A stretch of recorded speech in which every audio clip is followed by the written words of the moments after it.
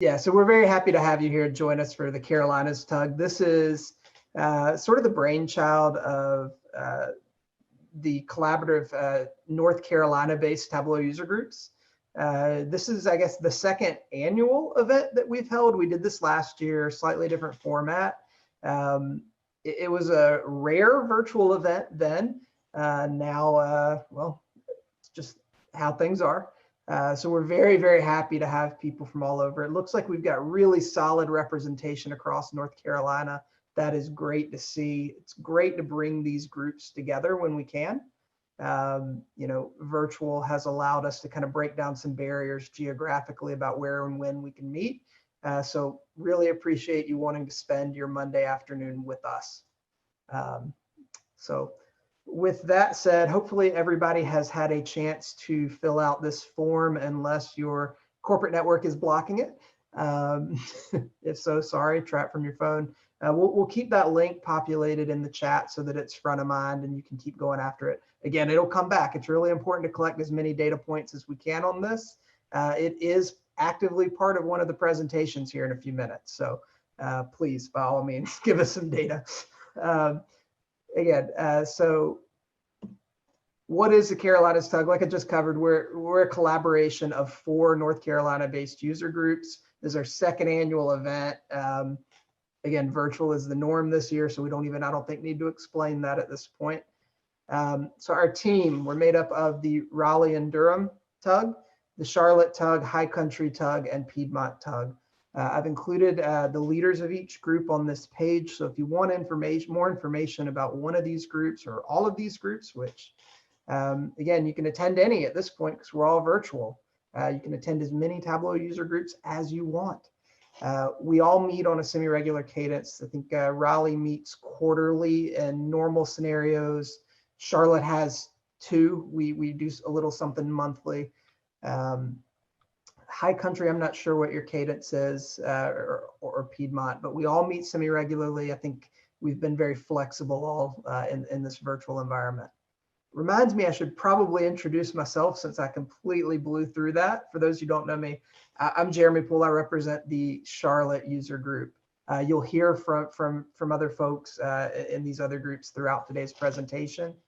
So I'd love for them to introduce themselves in case others don't know them as they come on.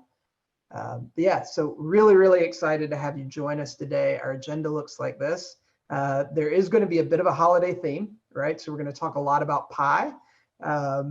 We're probably going to pay an inordinate amount of attention to pie charts than they deserve. Do not take any of what you see today as an implicit endorsement of using pies, especially the second presentation. Kidding with William. William's going to show you a cool little hack. Yeah, we're going to talk a lot about pies, a lot about the holidays, and even some cocktails. So we're going to have fun today, right? It's going to be really lighthearted. We're going to teach you some Tableau tricks as we go along. You're going to learn, hopefully in a fun way, and we're just going to all kind of spend some time together around Tableau, which is something we all are pretty passionate about to be here. So our format today, right, we're going to have Jenny, William, and Julia present. During their presentations, if you will drop questions into the Q&A box in Zoom, if you're having trouble finding it, let us know. We'll help you get there. Drop your questions in. We'll try to answer as many questions as we can in real time as we go. For other attendees, I was just told this. I don't know what it looks like. We'll test this out as we go. You apparently have the ability to upvote. So if somebody has asked a question that is what you were thinking of, go ahead and upvote that, and it'll, in theory, push it to the top of the queue. We'll see how that goes. Yeah, so pop your questions in the Q&A. Rashid, myself, Jenny, Christopher will all be looking to, yeah, okay, I see how that goes. Perfect, magnificent. You should just be viewing my screen share for now. You probably can see participants. I'm not sure if I can only see that because I'm a panelist. You should have a participants button along the bottom of your banner. I'm pretty sure you should still have that as an attendee. Good question though. So as we're going along, just drop your questions in the Q&A. We'll try to answer them live. enjoy yourself. That's the message of the day. We're happy you've joined us. It means a lot that you've taken time out of your day to spend time with us. So we hope we'll teach you something in return. Thank you again, and I will turn it over to Jenny. Thanks so much, Jeremy. I'm going to go ahead and share my screen if you're done.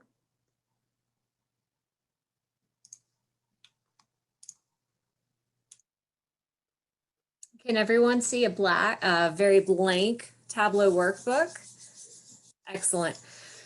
And the reason it's blank is because we are going to build this from scratch. And what we're going to build is a lollipop pie chart, not because you should ever build a lollipop pie chart, but because we can. So thank you for those who were able to complete the survey that we had at the very beginning.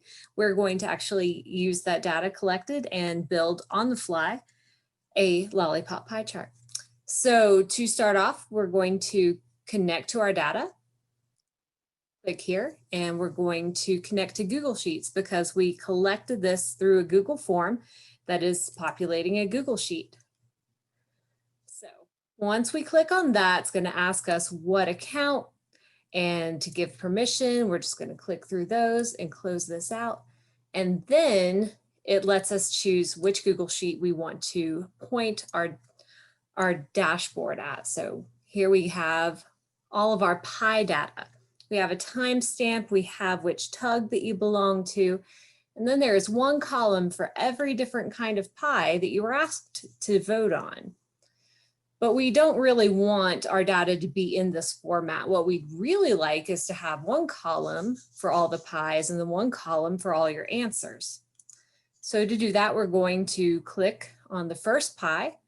And we're going to slide all the way over to the end and hold down the Shift key, click on your last pie, and then we can right click on any of these and go to pivot. This is looking a lot better. We have one column that has all of our pies and then one column that has all of our answers. I'm going to go ahead and rename those.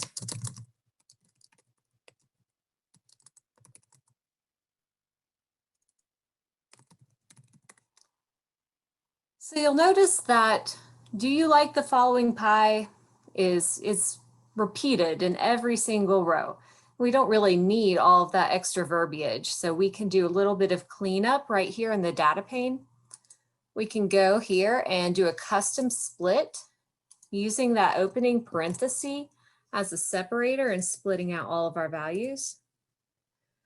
So now we have one column that just says, "do you like the following pies?" And we can just delete that, we don't need it. And then we have another column with our pies in it. Now it also has a closing parenthesis that we do not need, but we're going to actually clean that up in our workspace. So coming to our first sheet, we're going to bring this split over onto rows. Here are all of our pies with our closing parenthesis. And we're actually going to right click on that field and create a calculated field. We're just going to call it pie. And now we're going to use the replace calculation to get rid of that closing parenthesis. So in the "do you like the following pie" split field, we're going to replace our closing parenthesis with nothing. And hit OK. We're going to bring that pie value over onto rows, make sure it all worked, and it did. So now we have a very clean pie, and we're going to take off that original value. All right, so now we're going to use our pies to build the stick of our lollipop. And what we want is for our stick to be however long for the number of yes votes. So we are going to have some staggered looking lollipop sticks. So I'm just going to bring our count over to columns. And this is just telling us, 63 people answered the question about this pie, but that's not telling us how many people said yes. So one possibility is to bring your answers over into filters. and you could just select those answers with a yes value. Now you'll see it's kind of a messy data set. Some answers have multiple answers, and for our purposes, anything that contains yes, we're going to use. All right, so we could do it that way, but really, I think we can come up with a better solution. Let's write a calculated field instead.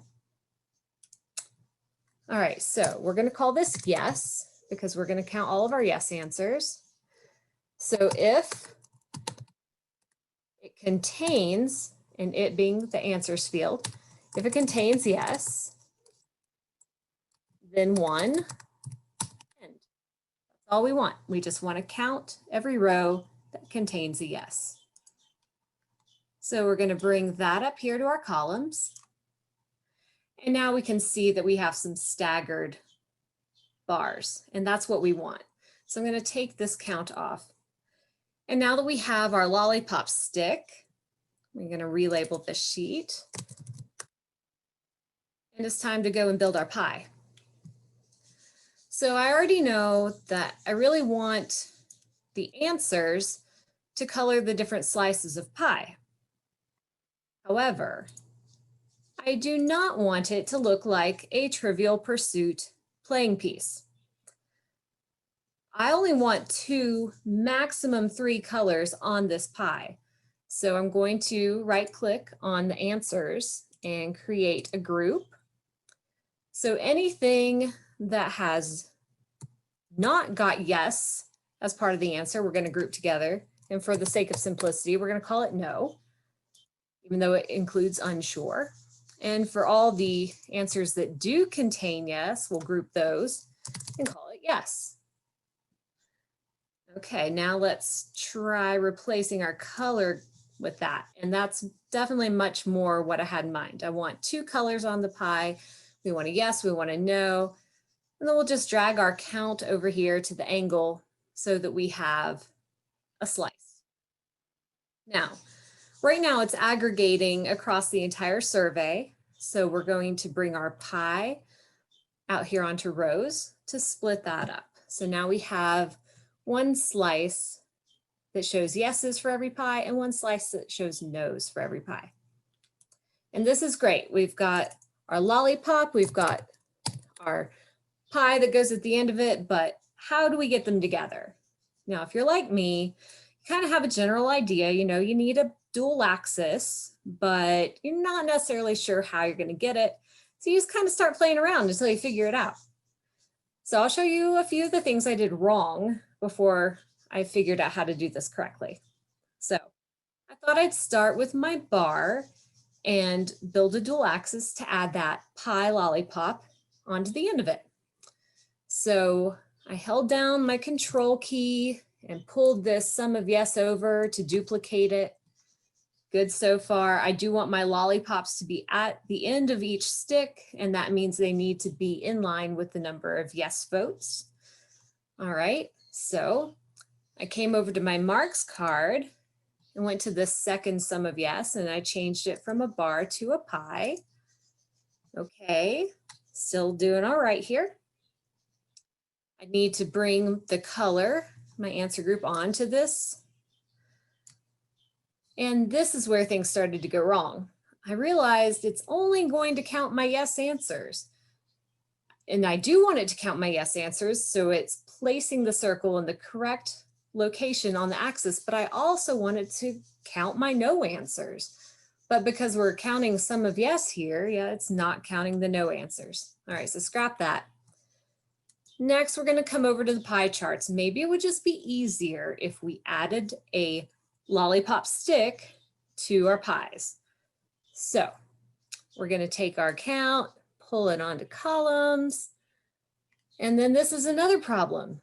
It split out my yes and no answers. So now the yes are all counted in one spot and located on their axis. The no's are counted in another spot on their axis. So this was not going to work either. So I thought about it and thought about it, and I realized what I need is a secret ingredient. What I need is a level of detail calculation. So we're going to create one. We're going to call it secret ingredient.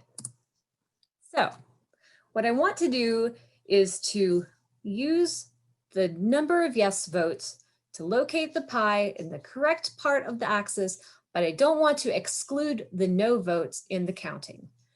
So I want to write a fixed LOD. I want to fix it at the level of the pie. And we're going to add a colon, and then we want the sum of yes. And then we're going to close it with a closed curly Q. Always forget that part. So hopefully the secret ingredient is exactly what we need to build the viz. All right, so let's start this again. Let's pull out our yes votes to make our lollipop stick. That's good. We'll put our pies on rows to split that up. Still going strong. Now we're going to bring our secret ingredient out to the columns. Also looks good. It's still lining everything up correctly. On our marks card, we're going to change this to a pie. And then we're going to bring our answer group to the color. And then we're going to bring our count to the angle. And we finally have our pie and our lollipop stick all together. Now we just have to make it a dual axis. So we're going to click on the drop down and change this to a dual axis. And then it broke again. And the reason is because we left our first marks card set to automatic. And instead of automatically being bars like it has been the whole time, it changed it to a circle. So it's actually there, it's just hiding underneath our pie. If we had changed this to bars and not left it on automatic, we wouldn't have had that problem. So change that back to a bar. Now we're making progress again. However, our pies are not lining up with the end of the lollipop stick the way I want them to.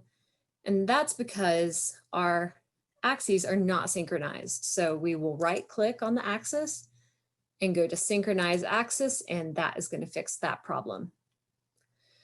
So we don't really need these headers. We can go ahead and hide those, do a little bit of cleanup to make this actually look like a lollipop. We're going to take the size of the bars and slide it down, make it look more like a sucker. We're going to come and edit the colors on our pie chart because I'm not really a huge fan of orange and blue pie. I guess I'm not really a huge fan of red and teal pie either, but it seems a little bit more holiday. And then we can delete this field label. We can go to format, get rid of some of these extra lines. We don't need 0 lines. We don't need any grid lines on the columns. We don't really need any borders or dividers. And since I want these to look like lollipops, not one that's been dropped on the ground, but preferably one that you're eating, I'm going to flip that around. And we're going to get rid of these extra grid lines and hide that field label. And we're going to go ahead and sort these in descending order so we can tell really quickly the most popular pie and the least popular pie. Anybody surprised by that? I don't know many people who even know what mincemeat is, let alone eat it. So now we're going to go ahead and edit this title so that it's actually telling us something about the data that we're looking at. So what is this lollipop pie chart telling us? Well, it's telling us what are the most popular types of pie, or what is the most popular, and what percentage of people like it.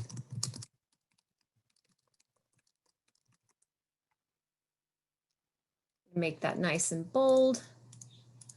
And then I'm going to use the title and do some color coding so that we don't need our legend taking up extra space on our dashboard. So we're going to change the most popular type to match the color of the lollipop stick and the percentage of people who like it to match the yes. Well, that actually needs to be a different color to match the yes. All right, now the next step we need to do is clean up our tooltip because this just looks awful. All right, so one thing I want to make sure is that I am on my all marks card, not the sum of yes bars or the sum of secret ingredient pies. I want to be on the all marks card, so I only have to edit this tooltip one time. All right, so what I would like my tooltip to say is the name of the pie, the answer group, and then I want the count of votes and the percentage of votes. We don't actually have all the pieces we need in here to do that. So I'm going to cancel out of this for a moment. And we're going to I'm going to right click on our count, pull that over into tooltip. And so we have our count of votes. But I'm going to go ahead and change this to a percent of total so I can get my percentage of votes, but I don't want them for the whole table, which is giving me now. I just want them for that particular type of pie. So I'm going to go back in here and choose to compute using table down. That will give me the percentage I want. I also want to right click in format because I do not want a bunch of extra decimal places. I just want the percentage and no decimal places.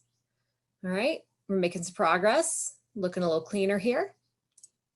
I'm going to right click on my count again, pull that over into tooltip again.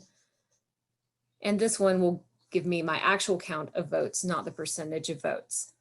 So going back into our tooltip, we should have all the pieces we need to create that tooltip that I want. So we have our pie, and then we want to have our answer group to tell us, are we looking at the yes votes or are we looking at the no votes? So we're going to type in votes after that. We're going to have our number of responses come next. And then in parentheses after that, just the percentage. All this other stuff can go away. We definitely don't want to tell anybody what our secret ingredient is. All right, now we have apple pie with 57 yes votes for 90% of people who voted yes for apple pie, and 6 no votes for 10% of people who voted no for apple pie. All right, this is awesome. This is exactly what we wanted it to tell us. But what if we wanted to take it a step farther? What if we wanted to know, well, which tug likes apple pie the most? Or what does the Charlotte tug prefer when it comes to pie? We can answer both of these questions too. So if we double click on which Carolina tug do you primarily associate with, it will automatically put that up on our columns, and it will automatically break our viz. You can see that the lollipops are no longer connected to their sticks.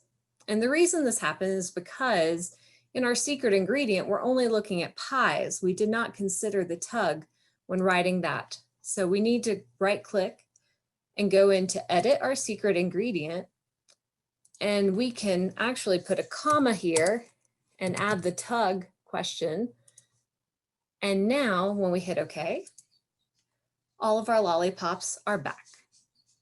So we can see immediately that the tug that likes apple pie the most is the Raleigh-Durham tug. But what we can't quite as easily see is which pie is most popular for each tug because they're spread out along the bottom here. So if you wanted to switch the order of these fields in your column, now we can answer our other questions. So Charlotte likes apple pie the best. The high country also likes apple pie. Oh, none of the above likes apple pie. I see a trend here. And here's Raleigh-Durham also voting apple pie. So I guess we can see the apple pie is the best pie for all Carolina tugs for the holidays. And with that, I will open the floor for any questions that you all may have. I can go in here and check the Q&A box.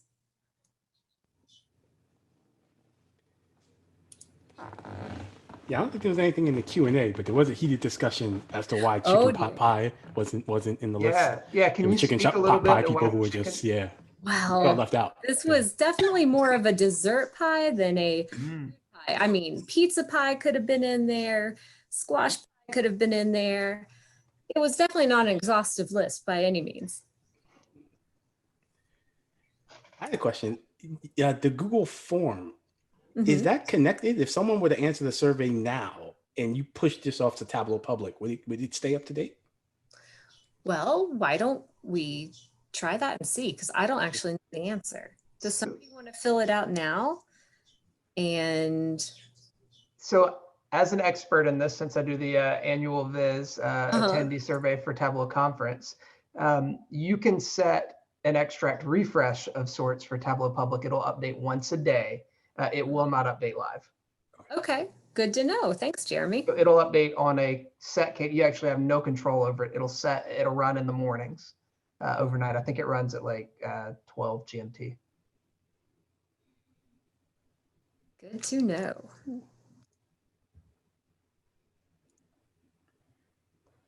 I think Christopher might be creepily frozen. Anybody else see his face frozen? Yeah, but his face normally looks like that, so it's hard to tell. I don't see him at all. Out there he went.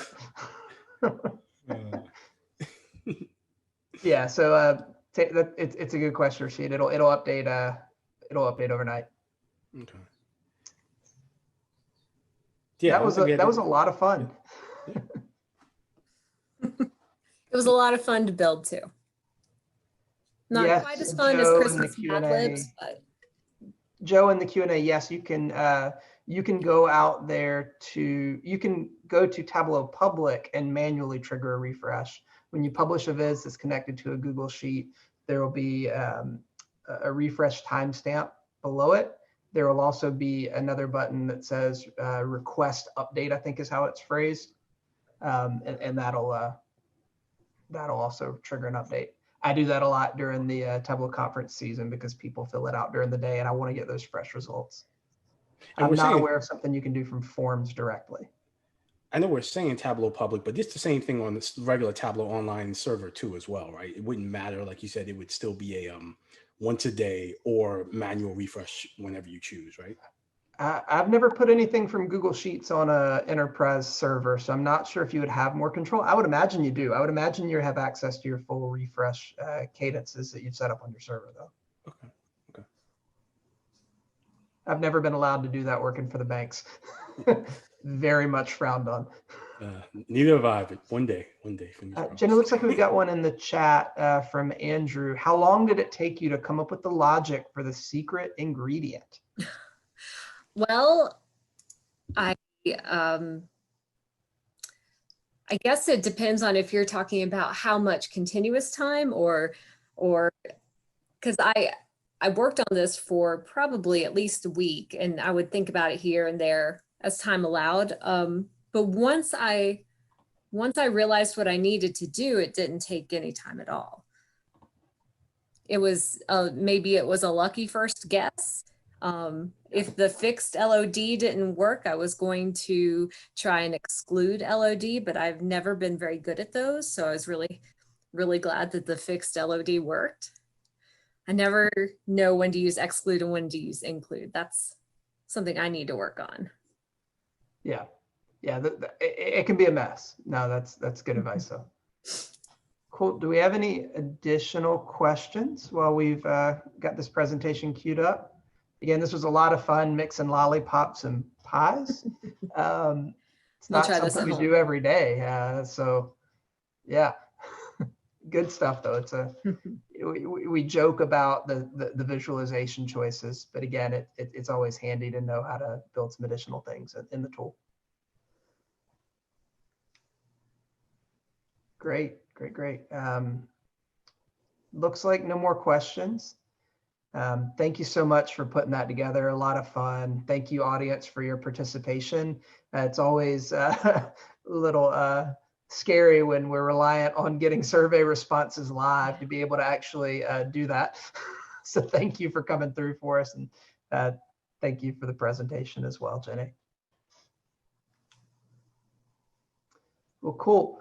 So with that, we'll move on to our next presenter today. We've got William Aubry representing the Charlotte Tug with Rashid and I. Happy to bring him to you. We're going to see another pie themed visualization. So in case you haven't had your fill, pun intended, here's another chance. William, take it away. Jeremy, thank you for the kind introduction.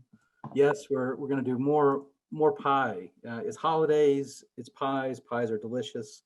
So why not talk about pies? My name is William Aubry. I co-lead the Charlotte Tableau user group along with Jeremy and Rashid. So it's a great honor to be with you today across the Carolinas. So let's talk a little bit about this presentation. I'm hoping that you'll take away 3 things today. Google Sheets, just as the way you saw Jenny use Google Sheets forms, it's a really convenient way to gather feedback. So we're going to go just one step deeper to actually show you just the 1 or 2 steps that it takes to actually use and build the form like the one that Jenny created. The second step is really a result of the fact that when we started planning this tug event 2 or 3 months ago, I think, I became really fixated on this one particular kind of pie chart, and I really wanted to make this one type of chart. And I was having trouble with it, and I couldn't get the data to work unless I took the data outside of my spreadsheet and processed it in some way. And I don't know if he wants credit for this, but Jared, the person shaking his head does not want credit for helping me to solve this problem, but he was a great help. And you know, it makes me remember that the number one thing to love about Tableau is the community, and that when your greatest asset in Tableau is your peer group, you know, having people that you can rely on, because you get a blind spot. You know, maybe you've worked in Excel for many years and you know it's a way to solve that way. Or maybe in my case, I've been in Tableau for many years now, but I just got a blind spot around how to solve this problem. And once I saw the solution, it seemed very clear. But without somebody to show me the solution, I was just kind of stuck. So the second point is, we're going to show how you can pivot data in Tableau desktop. And it's a little bit like the pivot that you saw Jenny do, or at least it's the same spirit. It's a different way of pivoting, but it's the same spirit. And finally, you know, pie charts are fun. You know, the many people may not agree that pie charts are a useful chart, but they are fun and they do break up the visual spectrum. So if you've got 10 pie charts on your if you got 10 bar charts on your dashboard, it might be nice to have something visually that's just different. And they do have a long history, and so people do recognize them. Now, the problem, Jenny also mentioned this, once you get more than 3 things on a pie chart, well, that's rough. 2 things on a pie chart are great. 3 things are okay, but more than 3, I don't know. That's kind of my rule of thumb. So that's what we're doing here today. We're going to try to take away Google Sheets, thinking about pivoting with measure names and measure values, and just remembering that pie charts are fun. Right off the top, Google Sheets. Maybe some folks are in the chat talking about Google Sheets. Who uses Google Sheets? Maybe drop in the chat how much you love them, how often you use them. Never use Google Sheets. That would be good to see. There are really let's go back to that. There's really 4 steps to using this Google Sheet form that you saw Jenny use. First step, Google Sheets, create a form. Second step, design your questions. Third step, send out the form, solicit feedback. And the final step is to get your data. So let's actually just take just a minute to look at how you do that. Let's just say I'm out here in Google Sheets, and I've already got most of this baked, so I'm going to create a brand new one just to provide an example. You're in your Google Drive, you create a new sheet. Maybe nobody saw me do that. Google Sheets, a spreadsheet, And you actually don't need to design any of your data in advance. You don't need to decide what your columns are going to look like. You just go to Tools, Create a Form, and you go right into the questions. So you can see how Google has this broken out so that here's your header of your form. I can be a little bit of a smart aleck. You can choose your question, and then you can offer answers like this.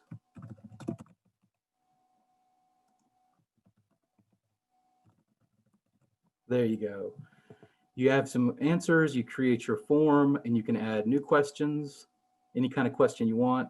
There are multiple choice drop downs and dates, times, short answers, paragraphs, all kinds of options you can have in there. When you're done with when you're done with your questionnaire, the way you want to build your form, you just hit send. You can copy the link, you can shorten the link, copy that.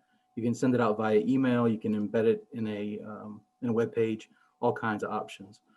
So there you go. That's how you create the form. Now, in our example, we've got the pie charts. And really all I wanted to, what I'm trying to establish here in this presentation is, how do we go from having data where people vote to say this or that, this or that, this or that, a real simple voting kind of visualization. Maybe two, maybe more items. Where this started was a visualization with the idea of cakes, candies, cocktails, or cookies, and who would like most of the items. And that way you could lay across several items. I wanted to have an icon on top of it, and I wanted to put size on the icon so that you could have something jump out at you visually and say, yeah, all right, well, quite clearly, yeah, cocktails are the favorite thing among these options. And the same idea is here, to pie or not to pie. So there's your icon of your pie, and then a little icon with a bar through it as not pie. You have 7 answers in the set. 5 of the answers are for pie, 2 of the answers are for not for pie. So again, a real simple chart, data gathering tool, to pie or not to pie, pie, do not pie. People can answer as many times as they want to, and you end up with your data. So in this case, we've got 7 records. Now, 7 records, and this is where we want to go to. We want to go to a pie chart, 2 pie charts. We can see 5 of 7. So 5 of 7 is in the orange in the first one. 2 of 7 is on the other one. And then the inverse. So really these 2 pie charts are just inverses of each other. Here's the 5 of 7 here. Here's the 2 of 7. The white segment here is the 2 of 7. But when your data starts out like this, it's a little bit of a challenge to get the data shaped so that you can represent 2 pie charts separately. And typically you take this data and you make one single pie chart from it. But in my case, I was really fixated on this idea of separating them out to show some kind of voting results, and also to show an icon on top of that as a dual axis chart. I really wanted to get that icon on there just to have it jump out at you. If that was your entire visualization, one single picture, that might look good on a phone. If you were actually trying to use this in a corporate environment, there are better choices. There are better choices for getting, having the result be understood more automatically. There are things that take up less space on your dashboard. But this is, like I said, this is just sometimes you get a little fixated on something, you want to try to make it work. And that's one of these cases. And it ends up with a little bit of mental gymnastics in the process to get here. So let's talk about what had to be done. So you start with this data on your left. These are your results from your Google form. People voted, well, one person voted 7 times, but this person voted for pie and do not pie. And you end up with this data set. But in order to make these 2 pie charts, we have to know 2 things about the pie chart. For the 2 charts, we have to know the portion of the pie that is to pie for pie, and the portion that is not to pie for pie. And the same thing on the other side. The portion of to pie for do not pie, the portion of the vote that is for do not pie, and the portion of the vote that is not not for do not pi. And this is the shape of that data. You want to be able to say, here's your attribute to pi or not to pi, pi, do not pi, the percent for the pi, and the percent for do not pi, and as well as the difference, 1 minus 71%, 1 minus 29%. So they're just inverses of each other. So at this point, many light bulbs may be going off for many people, and you might automatically know how to do this. A few weeks ago when I tried to do this for the other chart, I just struggled. I struggled trying to figure out, well, how do I do this? It feels like a level of detail. I'm not real sure. And ultimately, I couldn't get it to do it without taking the data out of Google Sheets. I put it through Tableau Prep, and I just, bowled my way through the Tableau Prep calculations to get my final result set. But there's actually a much more clever and simpler way to get these results using level of detail calculations. And so this, the credit goes to the person who will remain nameless for these calculations, but it's really it's 4 things you have to do here. You need to have a record that, so actually I would love if someone would chime in here, Jeremy or Rashid or Chris, anybody. What happened to our number of records measure? We used to have a number of records measure, and that's disappeared. Yeah, Yep, go ahead. number of records died with 2020.1 when relationships was introduced. That's when. Yeah. So instead of using joins for constructing your data sources, Tableau now has the noodles, aka relationships, which is far more efficient in many, many ways, and will greatly reduce the amount of upfront manhandling you sometimes had to do to ensure multi-fact data models were at a similar granularity. Please don't let me go down this rabbit hole. I'll stop there. Come on. Yeah, no, it's bait, not going to fall for it. So short answer, number of records is no longer relevant in the relationships model. Yep. You can always emulate it with a simple sum of 1, which is what I did here, William. It's just basically a dummy version of number records. And I think it's more accurate too. Number of records always said something, but it's actually just a count of whatever it is. So they just renamed it. But as Jeremy said, it actually implies whatever data source you're looking at. And so it's accurately describing what that number of records is doing. So over here on the left-hand side, we see form responses 1. Form responses, that's the name of my spreadsheet. That's really the thing that took its place. Okay. Mm-hmm. Well, so let's dig into these 4 calculations. And Jeremy owned up to it. He helped me with this morning. Many thanks, Jeremy, for this help. Records is the first one. And Jeremy, I actually have a question for you. Let me get through the 4 calculations. I'm going to ask you the question. So records is like your number of records. It's just trying to say that at a record level, this is your sum of the number of records. So if you drop a dimension on your row shelf, however many records have that dimension, this is going to sum that up.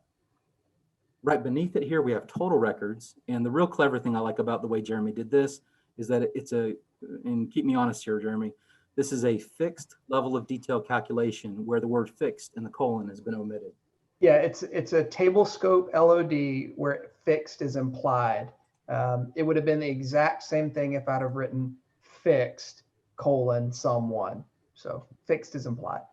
Fixed is implied. That's probably a good note for all of us to remember that fixed is sort of the default level of detail, and that include and exclude, that's a little bit fancier. You have to be real intentional about what you're doing with those. So we're getting our record count at the level of detail of the worksheet. We're getting our record count for the entire population of the record set. So this is fixed at the level of the record set. So when you put total records on there, it's always going to be 1 number for every record. And in our case, we have 7 records, so that field is always going to result in 7. Over here on the right-hand side, you see how these 2 fields are used. We have records divided by, and in this case, average, min, or max could all be used because you're really just trying to get that 1 value, 7, 1 time, and you're trying to get the percent of it for whatever's on your level of detail. And in a second, we're going to show you that the dimensions are to pi or not to pi, and the 2 values are pi or do not pi. So those are at that level of detail. You're going to have sum up your records. You're going to divide it by the total, and that's going to give you your percentage for whatever the dimension is. And then you just do 1 minus to get the opposite amount. So there's a quick look at where we're going to go, but I'm going to walk you through the steps here. And again, I've sort of got this little pre-baked, so we'll just kind of go through. If you do have any questions and you do want to see a step, done in more detail, just feel free to drop that in the chat. One of the folks here will ask me to go through it in more detail. But we're just going through, first thing we're doing is we're just going to create a little table, just a little tabular view of those calculations. So first, records. You'll see that we're just doing the sum of one. And Jeremy, my question was actually this. Over here on the calculations, I think would it have been interchangeable? We could have put records. We could have put one, just like we did with our number of records. And could we just have wrapped sum of records over here as the numerator? Yeah, both would have worked. Yeah. So that's, I did that because I forgot that I was still going to have to aggregate the LOD and %4. That was a 30-second shortcut that I tried to execute. But it's a real good point, because whenever you're doing the LOD calculations, you'll end up accidentally mixing aggregate and non-aggregate values, and you always get that error that says you can't mix aggregate and level of details. So this example is so simple, but it also really does highlight that how you have to, when you get a fixed level of detail calculation and you try to use that in the formula, if one of your other elements is already aggregated, sum of records, then you're also going to have to aggregate that LOD. I think I'm saying that right. Okay. So let's go look at the calculation. Again, records, just the sum of one, and total records, fixed level of detail, sum of one. We're going to do our %4. So you see here in our data, we have 2 people, 2 votes for do not pi, 5 votes for pi. The total records is 7 for both of those dimensions. In %4, we're just taking the sum of records, 2 divided by the aggregated version of total records, which again, that could be average, that could be min, or that could be max, as long as it's not sum. If it was sum, it would end up being 14, and that would be incorrect. But 2 divided by 7 is about 28%. 5 divided by 7 is about 71%. And then we just take the inverse of those 2 values to get the remaining. Inverse isn't quite the right word. The 1 minus that number, and that just gives us the opposite value. So now at this point, we now have data that's shaped like we were hoping to get. We were trying to get an attribute that said pi. That's going to end up on our color. And then the %4 and the remaining % are both going to be used in measure names and measure values to give us our size angle. So let's go take a look at that. So the very next step is we're going to configure our pies. And I guess I could probably try to do this in a little bit more detail. Looking at the time, I guess we have time to do this kind of in detail. The trick here, let's see if I can just do this step by step. So first we want to separate out our 2 columns. I want pi on the left-hand side just for aesthetic reasons. And I'm actually going to jump back and forth here a little bit. Our measure names, that's what we want to have on color, but we're not going to require all of the measure names. We're going to switch this to a pie chart. We're going to put measure values on angle, but we don't need all of the pieces. We just need the %4 and the remaining %. And you can see here I've already colored it so that the %4 is one color and the remaining % is just invisible, or in this case white. Now I do like that border myself, just so that you can see what is the absence. So it's clear that there's 2 pie charts. There's a positive amount and then there's a negative amount. Let's see, is there anything else to configuring those 2 pies? Pi, do not pi. Oh, that's pretty much it. At this point, we've got pie charts, but I still want those icons on there. I see that it says pi. I see that it says do not pi. But if you were making a voting thing for any other 2 things you want to compare, the iconography is kind of fun. It's kind of fun to see a real, especially if there's a big difference between these 2 numbers. We're going to put that on size and it's going to really jump out at you. So let's, how do we do that? We need to have 2 sets of these so that we can do a dual axis chart. And the way I always do this is to add a field called a mock axis. And again, it's just the number one, nothing special about that, but it just lets you center things up, put them onto an axis. And you can see that I've dragged mock axis up to the top in 2 places. And what that has done is it's created 2 charts exactly the same. So that's how you set up the 2 charts. And when you want to do them as a dual axis, you just click dual axis and they collapse back down to 1. But before we do that, we're going to add our shapes to it.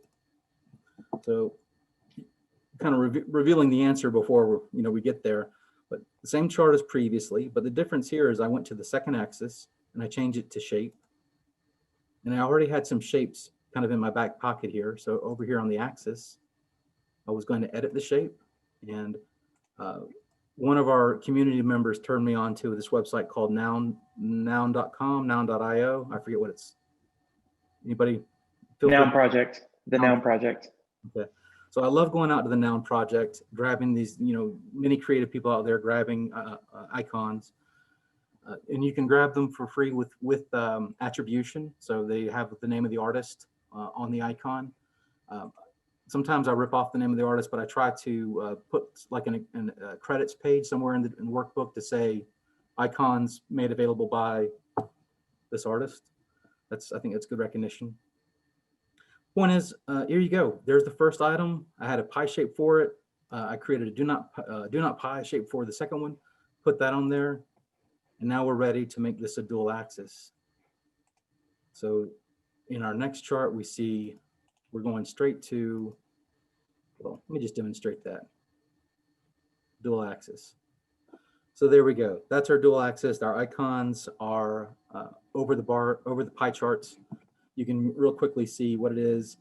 Of course, there's a lot of layers of meaning in this one on the right. You got the pie chart, you got the pie, and then you've got this no symbol. So not really something I'm recommending that you do. This is sort of a mental gymnastics exercise, not necessarily a best practice exercise. There we go. We had a dual axis. And once you do a little bit of formatting, you would go out to the size on the second axis, and maybe you want to set the overall size of the icons here. For example, if I were to make them small, they both shrink at the same rate. But I want to show, most of all, I want to show that the winning icon is much bigger than the losing icon. So you can do that by placing the value %4 on size. And then you've got your size dialog box where you can make many different options. You can do it automatically by range from 0. These are some other options. Really, this is where you play, and it's all about your aesthetic choices. So I set a range of, about wherever this represents, and then about whatever that represents, and it just looked like a good size to me. So did that. The only other thing that you might change on a chart like this is to change the font size so that you have something that's really visible.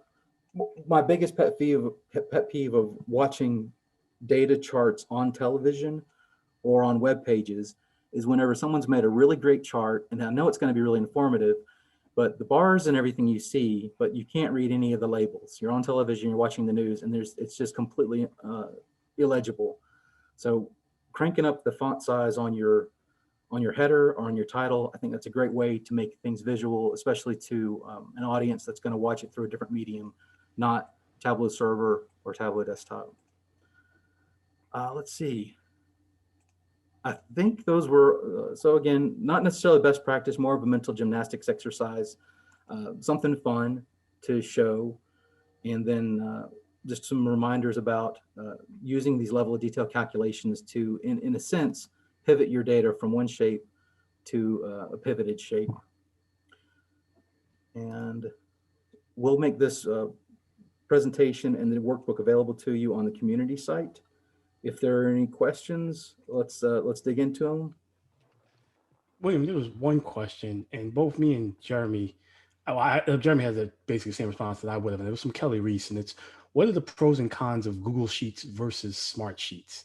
I can take a shot at this. Oh, but go. No, go. Well, it's funny that you ask. I just recently started a project working with the Smart Sheets API.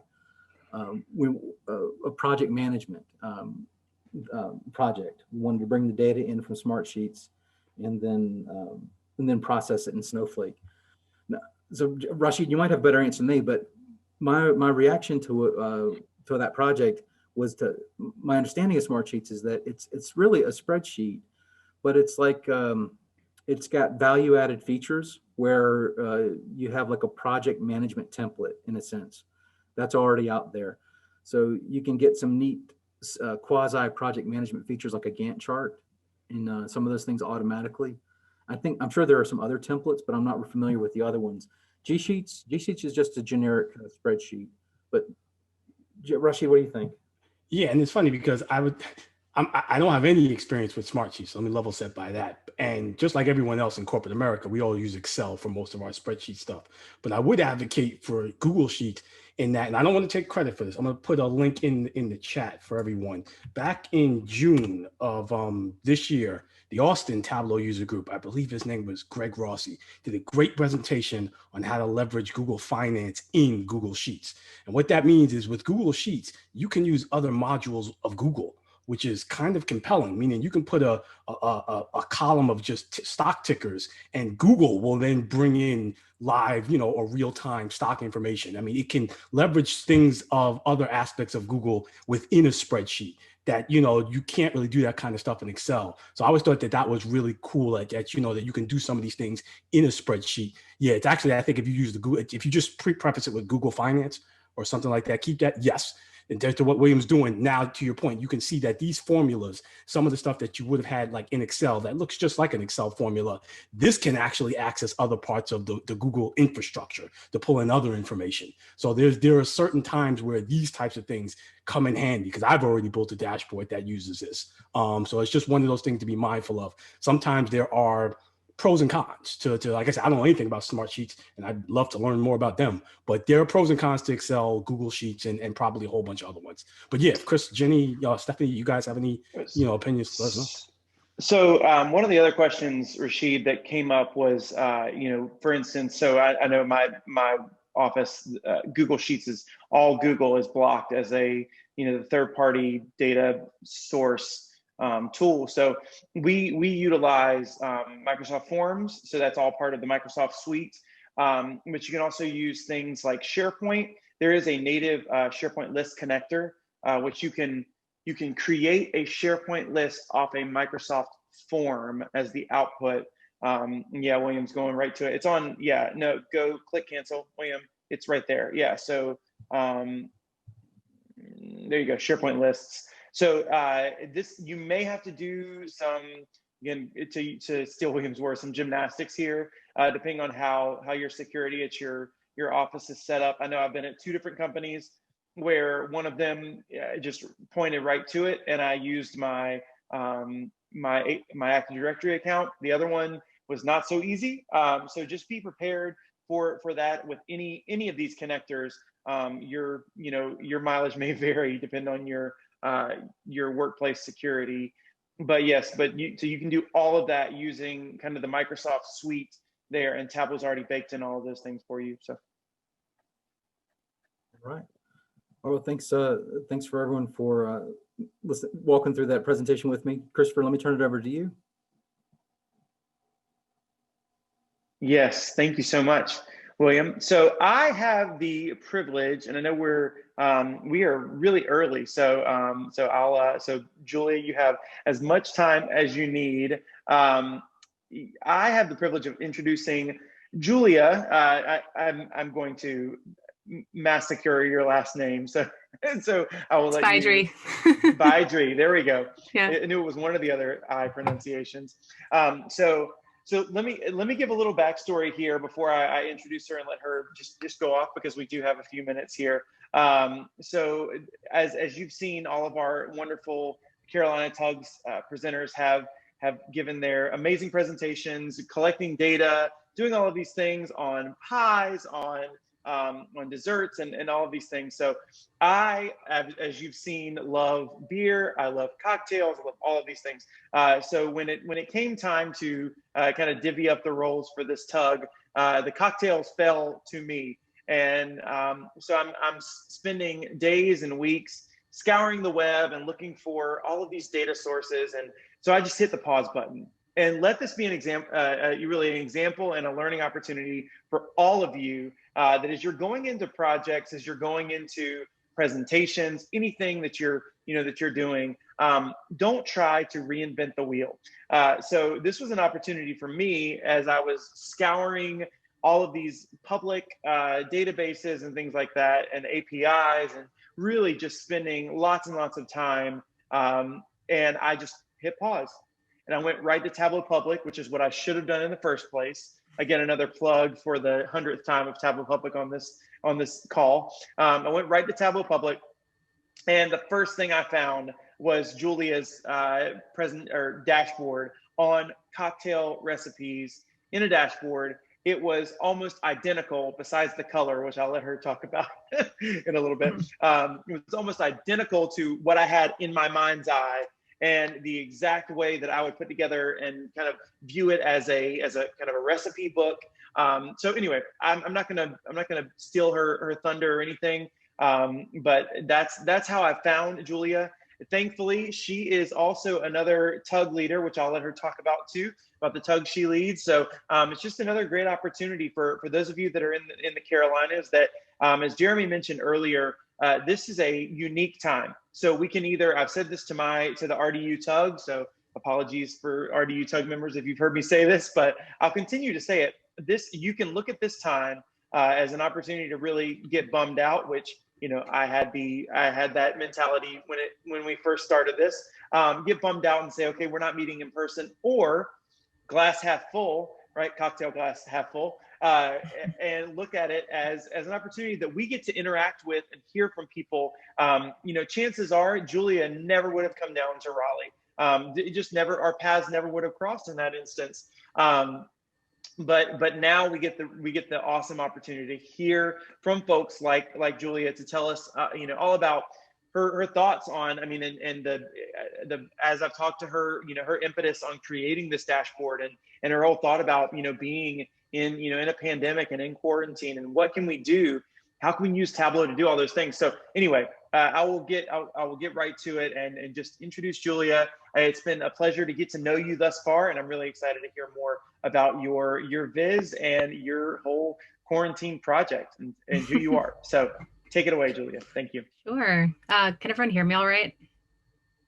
Okay. Yeah, I've learned enough about pandemic world that I should always check that first. Cool. So hi, everyone. My name is Julia Baidry. So I'm actually located in New York in my childhood bedroom, my lovely quarantine hideaway right now. I'm usually located in DC though. I am actually an employee for Tableau. So I am a solution engineer for Tableau. So what that means is I help customers see and understand their data on the pre-sale side of the house. So when customers are validating Tableau for their organizations, I'm the kind of technical side of the conversation, making sure it fits in with their environment, understanding their needs, and meeting them as best as possible with Tableau. So it's a pleasure to meet all of you. Let me actually share my screen, because by way of introduction, you can get a little sense of my background. I have a super fun resume viz. So yeah, this is me. I'm Julia Baidry. My second last name is Gonzalez. I'm half Polish and half Puerto Rican, so sometimes I use my second last name. But yeah, like I said, I'm an employee for Tableau, and yeah, it was super exciting to get the note to get involved today. I'm a TUG leader as well, like was mentioned already, and I love presenting and giving talks to TUGs. So it's great to be here today. I'm the one of the TUG leaders of a TUG that's called Comunidades. So like I said, I'm half Polish and half Puerto Rican, and recently, I've met with a lot of colleagues about the need for more content for our Latino, Latina, Latinx users at Tableau, not necessarily even just here in the States, but throughout LATAM as well. So this TUG has been formed exactly for that purpose in the past couple of months. So it's very exciting to have the opportunity to be a TUG leader for the first time. And I highly recommend, any of you who, are super comfortable in Spanish or identify as Latino, Latina, Latinx to join our TUG. Like I said, we're kind of in the starting out phases, but would be very excited to have any of you join us. And I'll actually, let's see if I can pull it up really quickly. Yeah. So this is our TUG. We actually just had an event last week, but we plan to have events about every month, alternating between English and Spanish. So yeah, I would love to have any of you join us at a future TUG presentation. Yeah, so just finishing off with my introductions here. Yeah, I was super excited to get the message all through Tableau Public, another plug for our awesome community.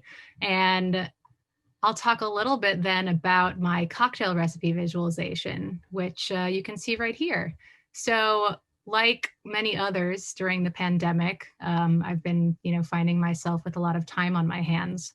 And I started out with the pandemic super ambitious about all of the projects that I was going to accomplish and, all the free time that I had all of a sudden. And yeah, since then, my best laid plans have kind of been waylaid, as they often are. But I did have the opportunity to spend some time creating a cocktail recipe visualization, which initially was planned to be published on this blog that I'm also working on as well. So as kind of an introduction for the eventual viz I'm going to share for you, this is kind of where the idea came from. So this is my blog. I really only have 2 articles on it. Like I said, kind of got sidetracked here, but yeah, because of the pandemic, I was very interested in searching about Google Trends and what people were interested in during the pandemic, how search behavior has changed since the before times until now. Are people all adopting puppies now, which I felt like I was hearing all the time? Are people all on TikTok baking sourdough bread? Is that reflected in the data? So while looking into the data, I used Google Trends for this actually. I found quite a few interesting trends. For example, this is a viz that I made on groceries versus takeout being searched on Google. So you can see the big spikes here throughout the pandemic. Like I said, oh no, this is not. This is cooking recipes and baking recipes. And then here's a sourdough trend. So that was a trend in the early pandemic. A lot of people Googling how to make sourdough recipes. But another thing that I noticed was cocktail recipes were definitely trending up. And this is, you can see, at the end of March, beginning of April. So right at the beginning of the pandemic. So I was wondering, so what are the most popular cocktails? What are people searching for? So I did a little bit of further analysis here. And you can see as I, we gotta reload here. You can see as you hover over the states here, I've got a Vision tooltip that shows the most popular cocktail bases per state. So once I had done this analysis, I was thinking, what would make it easiest to allow people to, maybe come onto the internet with a certain cocktail base in mind, for example, vodka, and different ingredients in mind, and figure out, what they could make with what they have on hand. So say you have vodka and lemons, like how many different cocktails are you able to create based off of the certain ingredients you have? So that's kind of where the idea for the cocktail dashboard, the cocktail recipe, the cocktail recipe book, I think is what I actually eventually called it. So that's where the idea kind of came from. And I'll jump over to it. Cool. So this is the cocktail recipe book dashboard. So again, the idea for this came totally out of the pandemic. I searched also high and low for, suitable data sources for this. And it was very difficult to figure out a data source, but I eventually finally figured it out. And I'm very happy that I did, because my whole idea here was, again, given a cocktail base and certain ingredients, how many different types of cocktails can we make? So a little tour of the dashboard functionality. We've got our instructions up here. So choose a base from the top of the visualization. Then you can add, select additional ingredients on the left here. This over here will update based off of your selections. These are all different names of cocktails. And then finally, once you've selected a cocktail, the recipe card will show up down here. So say I'm picking gin and I have lemon juice or maybe triple sec. Then I can see here all of the different cocktails, and say I can multi-select here too, that I can make. So let me click Bluebird, for example. Okay, so here's my recipe card, Bluebird. I have all of my ingredients down here with their different measurements and instructions. And we also have a little picture over here too.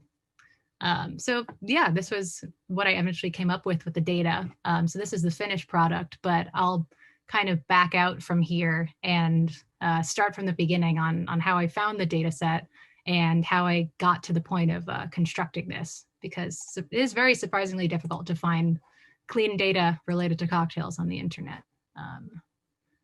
So let me jump to that. I can 100% concur.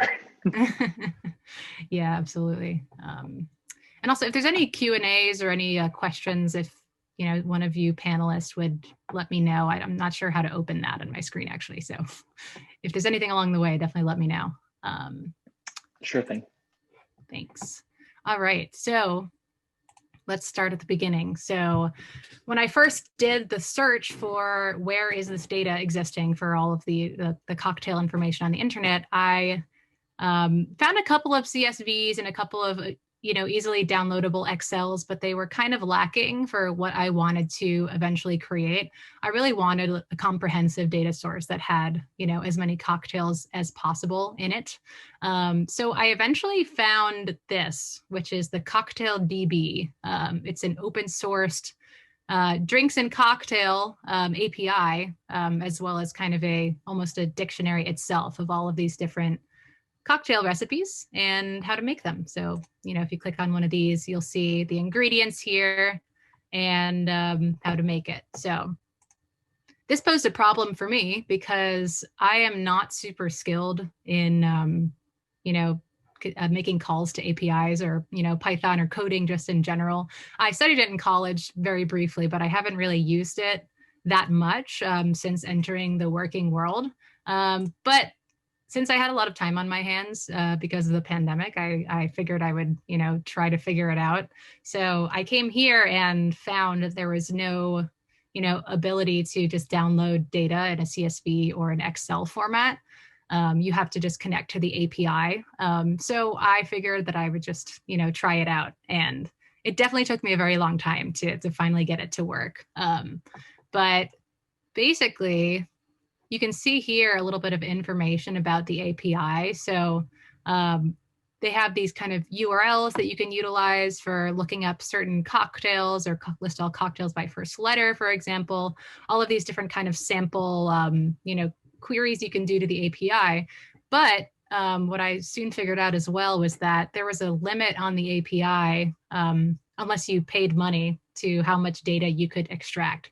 So not only did I have to figure out how to call to the API, but I also had to figure out either am I willing to pay for this, or is there some sort of recursive loop that I can write to get around this this API limit, which I also ended up figuring out, which was awesome. But yeah, so there's a lot of noodling that went on here and having to figure out how to write the API call to actually get it to work. But I ended up with this. So like I said, they only allowed you to take, I think, 10 cocktail recipes from the API at a time without signing up for a paid membership.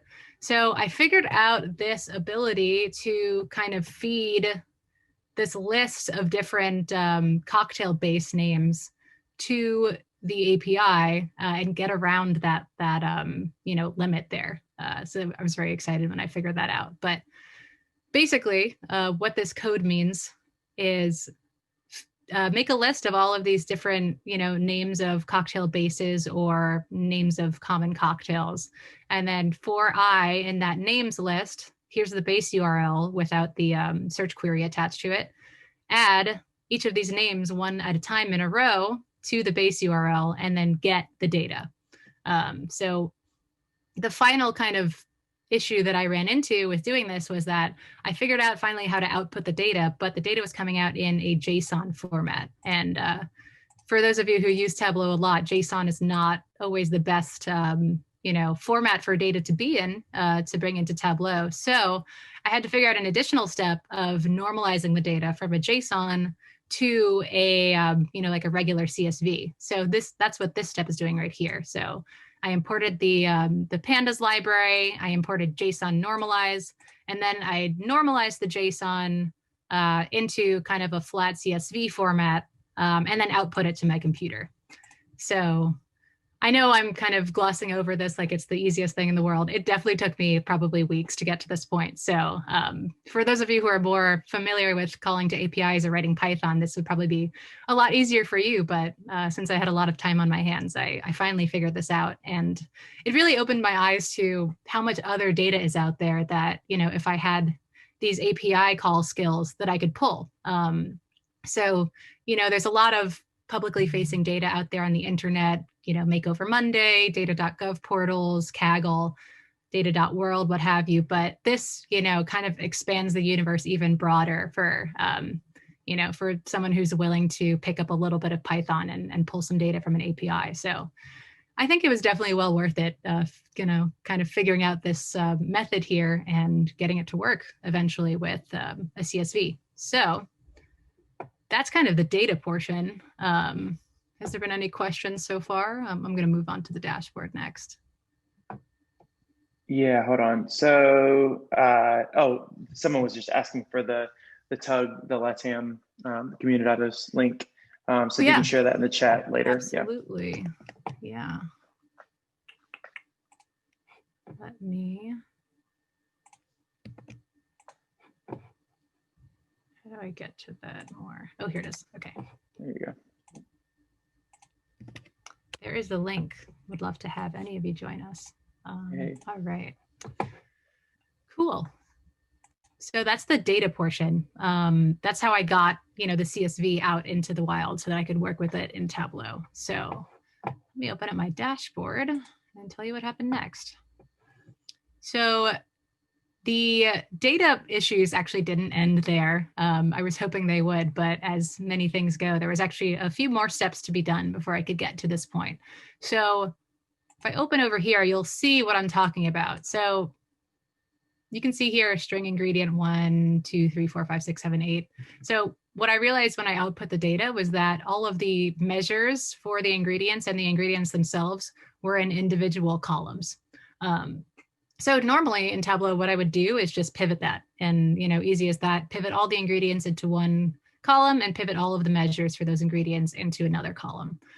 However, what I ran into once I realized was I wanted to be able to separate out the cocktails based off of their base liquor. That was kind of the primary ingredient. And for most of the cocktails, most of the cocktail recipes, this primary base was listed as the first ingredient in the first column here. So string ingredient 1. So when I pivoted that, I wasn't able to then anymore pull that initial ingredient and kind of name it as the base. So what I ended up doing was pivoting a single version of the ingredients, and then kind of combining it to itself so that I had both formats. So I had one string ingredient here that had the name of every single ingredient in this. And I will caution, this is not a great idea for enterprise data sources. I mean, it works because this is not a very big data source, but you would end up duplicating the data quite a bit if you follow this method. So I'll just caveat it with that. But I did end up pivoting the data, getting all the ingredients in a single column, but also keeping all of these other ingredient columns as well, so that I could pull from the first ingredient column the kind of base for the cocktail, while also having all of them in a single column as well. So I hope that makes sense. So once I had done that, I was able to isolate the base for each cocktail. And from there was a little bit of grouping involved here too, actually. So it wasn't entirely clean. as is often the case with data, but I was able to get to basically where I wanted to get to with the base here. So from there, I just created a pretty basic, I call this, I don't know, not necessarily a box plot, but just kind of a box visualization here that basically mocks up the idea of buttons for each of these different bases that you'd be able to select as a user. And once I had done that, I wanted users to be able to select a certain one of these bases and then be able to select or multi-select various different other ingredients that could come in the cocktail. So what I did here was I used that one pivoted column, the string ingredient, added it to rows, and then added base on color here so that when it's unfiltered, you can see all of these different bases, these colors correspond to these different colors down here. So you can see just kind of at a glance that, a lot of gin recipes, sugar, lemon juice, lemon, triple sec up here. So that's what the color is on this visualization, the base. And then I used a count of the unique ID of each cocktail recipe as the count here so that I could show, sugar is the most popular ingredient, followed by lemon juice, and then lemon, powdered sugar, etc. Finally, with these two visualizations here, let me go here. I think I also used the noun project for this. So I heard a plug for the noun project earlier. It's super useful, again, for these different icons that you use in your dashboards. So another pretty simple visualization here. I just listed all of the names of the drinks, as well as just an icon with a little martini glass here so that it, again, looks like a button so you can select and filter the rest of the dashboard. Like so. And then finally, the recipe card. Again, I had a little bit of wrangling fun time with the recipe card, but I'll show you how I resolved that as well. So this was the place where the ingredients being split out actually helped a little bit as well. I was able to kind of list them out like this using that. So you can see kind of the formula of my recipe card right here. So I have the name of the drink up top, ingredients. So I have, the measure of each ingredient followed by the ingredient itself. And then I have the instructions down below and then a little note to enjoy. And I wanted to format it like a recipe card. So when I brought it into the dashboard, I brought these, funny little bracket shapes around it because I wanted it to look like, this white space in the, beige dashboard that could be, an actual recipe card that you pull out of a recipe book. And then the last element was really just the name of the cocktail over here, which again updates as you select and go through, and then a picture of the cocktail itself. So if you go to this picture, this is a URL also directly from the cocktaildatabase.com API site. So that was super useful that along with the output of the data also came these URLs that I was able to point directly to that image. So in my actions, typically with a URL action, you often have to kind of append a search phrase to the end of a URL, but in this certain data source, the URLs actually came fully preformed. So it was pretty easy to just URL link directly out to the images in the cocktail database and get that image to show up.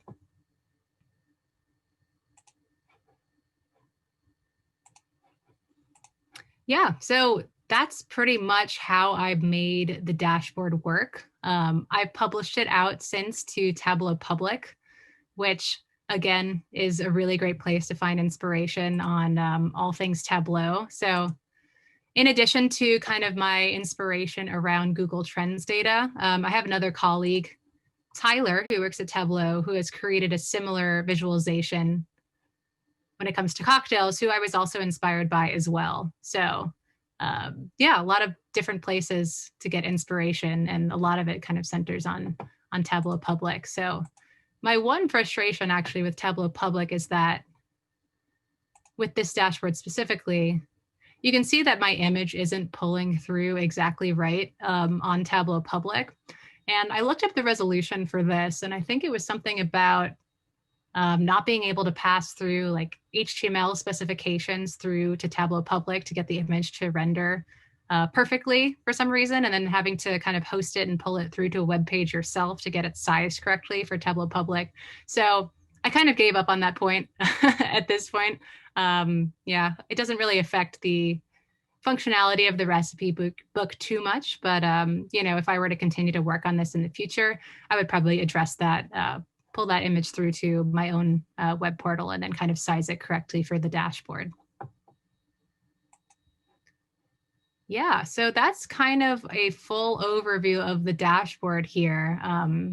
You know, happy to take any questions on anything I went through so far, and hopefully this has inspired all of you to, you know, start working with APIs and get your hands on more data out there, as well as, you know, continue to collaborate on Tableau Public. Yeah, thank you, Julia, so much. That was fantastic.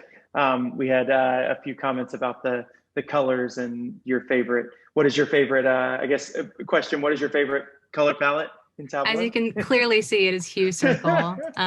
Hue Circle. I know it's obnoxious, but I love Hue Circle. I like to, when I'm creating dashboards for customers, which I do, you know, like every day for my job, I put it in Hue Circle just for fun sometimes, just to look at it myself. I never actually send it to customers, but it's always fun to see what it looks like with my, you know, rainbow smiliness. So yes, I love Hue Circle. Excellent. So I actually did have a question for you, because I think we've got, do you have a GitHub yet? Do I have a GitHub? No, I don't. That's a good question. It's a good idea. I should probably make one of those. I'm kind of just getting integrated fully into the Tableau community recently. I've kind of noticed as a Tug leader that Twitter is super active, and I should get on that, and GitHub and all of those other resources. So yeah, Comunidad has really been kind of encouraging me to get out there with my creations a little bit more. So that's a great point. Yeah. I should make one. And Yeah, so my question, go go ahead. No, I was gonna say, No.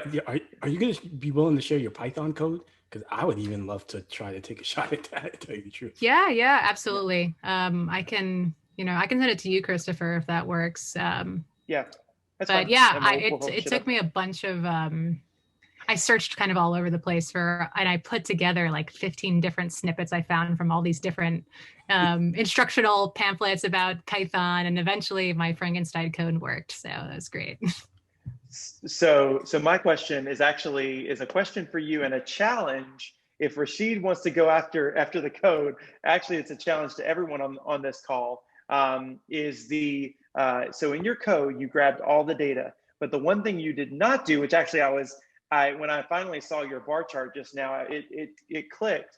The one reason I kept getting so frustrated and really just kind of threw it against, threw my computer out the window, was I was trying, like in your recipe card, where you have, a quarter ounce of this, one shot of this, or, and so I was thinking, like I've seen in a few dashboards, like the pie chart, which shows the breakdown of ingredient type by size. Like if you normalized everything to ounces, right? And so you probably miss a few things, but that was the one thing I could not do, because like you said, the measure and the ingredient were two separate fields. So you not only have to pivot that, but you also have to find some creative way of joining that data together. So you took it, I think, to the perfect end of your dashboard. I think is the perfect end to the raw data, or and even all the other stuff you did.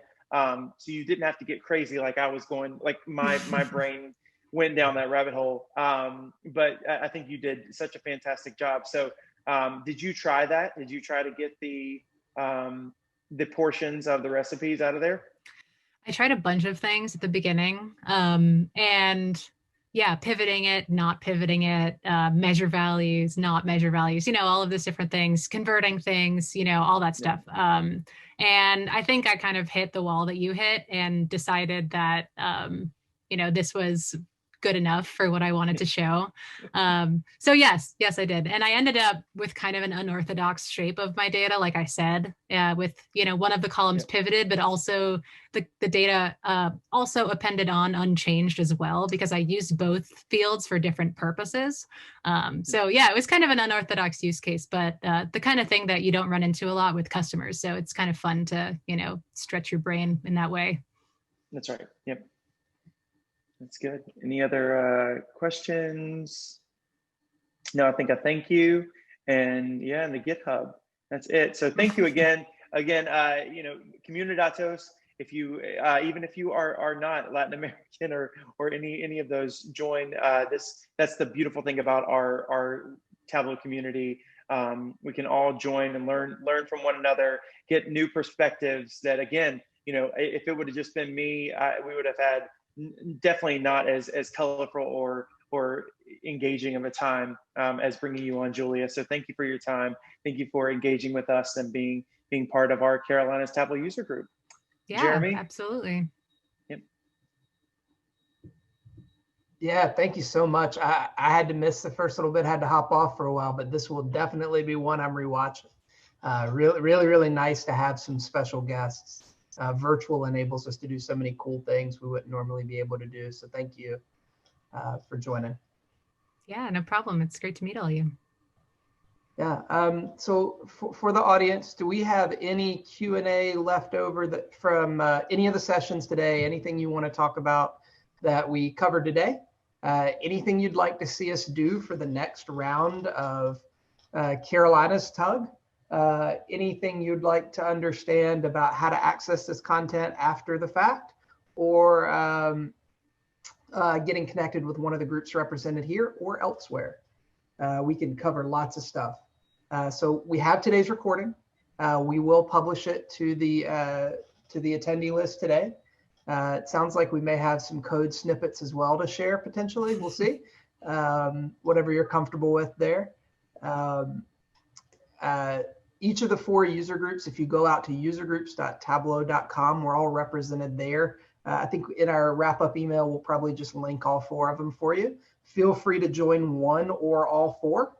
Again, you are not limited by geography here virtually. You can be a part of the London user group. You can be a part of San Francisco. Whatever Tableau content you want to consume, you're more than welcome to. But we've loved having you with us. Yeah, that's all I've got. Thank you to all of the presenters today, all of the folks who teamed up to make this thing happen. You guys really did an awesome job pulling this together. Love the theme. Very hungry, very thirsty right now. Yeah, much appreciated. We'll open it up. If there are any questions, pop them in the Q&A. Looks like, Yeah, I was looks gonna say, like there's one. question. Yep. Yeah, go ahead, Rashid. No, I'll let you take that one because the question for everyone is, does anyone deal with version control of source data? I'm lucky enough to not have to deal with version control for source data, but for anyone else on the panel, that's a great question from Julia. Yeah, so there are a variety of lo-fi and hi-fi scenarios to this, right? Or solutions to this, right? From as lo-fi of working with versioned documents in Tableau or versioned saves in Tableau, to using formal CI/CD processes, repositories, et cetera. Whatever is appropriate in your organization, you should stick to. We've used Git. We've migrated with Python in certain places. As a consultant, we kind of see some different things. I've also worked in very informal environments where it was, we're going to save it in this folder locally and pray no one deletes it. So lots of things can work in different orgs. Whatever you feel is most appropriate for the team you're working in. Any other takes on that? I'll echo that. It just we've started to use Tableau as the prod as a good source of source control, both for data sources for Tableau Data Server as well as for the workbooks. So there's not a version 1, 2, 3. It's the whatever cash flow dashboard, revenue dashboard, and then the revenue data source that gets updated, and you can always go back and check the revision. And you can, and if you're so inclined, I also highly recommend, if you're asking this question, get involved with the Tableau servers user group. It's a virtual user group. They server admins user group. They talk about these things all the time. So Mark Liu out of Silicon Valley, he is a genius and one of my mentors and one of the first guys that I got hooked up with in the Tableau community, and being an accidental server admin, we call ourselves. So anyway, I definitely recommend doing that. You can, if you're interested, go check that out. But also Mark has a lot of blogs about this. So you can set the number of revisions that you go back, how far you go back, which ones you keep, and things like that. So go check out Mark Wu's blog and the Tableau data server admin user group. Yeah, that's really good advice, because the last thing you want on your server is dashboard name final 87.42.date. You know, it starts to get a little messy. Never. Yeah, from the Tableau side, I also recommend utilizing the revision history feature in server. You know, you can always, actually I have it right here. You can always use this right here on your data sources or workbooks to revert back if something gets messed up, or, you know, move forward. And this combined with, I'm not sure if any of you are familiar with the data management add-on. Not everyone has that, I know, but it's a really powerful capability to allow you like full visuals over your data and lineage, impact analysis, all that. Yeah, any other questions? Doesn't look like we have anything active in the Q&A. Again, great crowd today. Looked like we got up to about 110 at one point. I think was the highest number I saw. So, man, really appreciate you guys taking the time to spend your Monday afternoon with us. I hope everybody has a wonderful holiday. Take some time for yourself. It's been a crazy year. Relax, celebrate in whatever way you deem appropriate, and just get some R&R at the very least. So from my end, thank you for another wonderful year of user group meetings. You know, we've had a great year in Charlotte, done some really cool things. So thank you to our Charlotte crowd. We look forward to seeing you in the new year. Any of the other leaders want to sign off, please feel free. Yeah, thanks again from the Raleigh Durham. My group showed up. We had a lot of Raleigh Durham folks here. So thank you all for the privilege of getting to lead the user group for another year.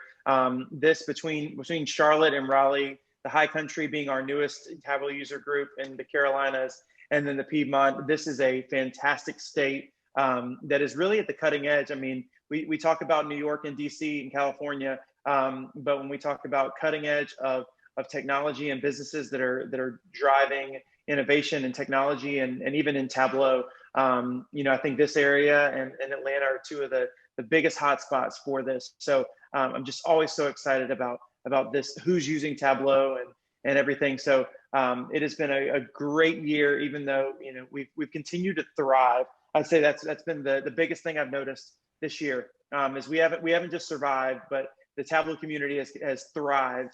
Virtual conference, virtual user groups.